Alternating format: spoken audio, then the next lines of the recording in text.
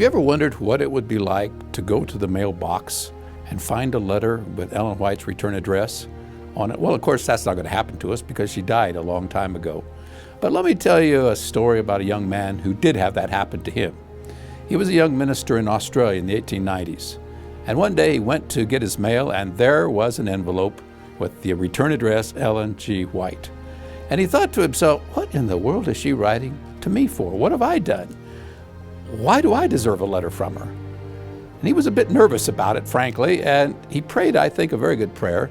Lord, give me the courage to open this envelope, and then give me the strength to do whatever it is that God has shown her I should be doing.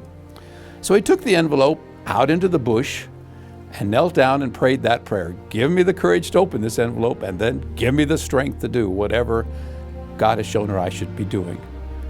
And he tore open the envelope, pulled out the letter, and in essence, here's what she told him: preach shorter sermons.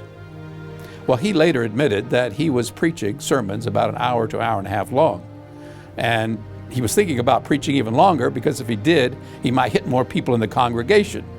And here was this advice: preach shorter sermons. His name was Elder George B. Starr. What did Elder Starr do during most of his career?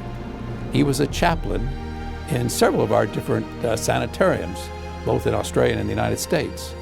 And what practical advice God gave that young man. Learn how to say what you want to say it succinctly. I mean, if there's one thing that sick people don't like, it's someone who comes and just sits and talks and talks and talks. And here was the advice that God gave this young man. Learn how to say what you need to say in a short time, and don't just go on and on and on. Talk about practical counsel. It certainly was in the case of Elder George B. Starr.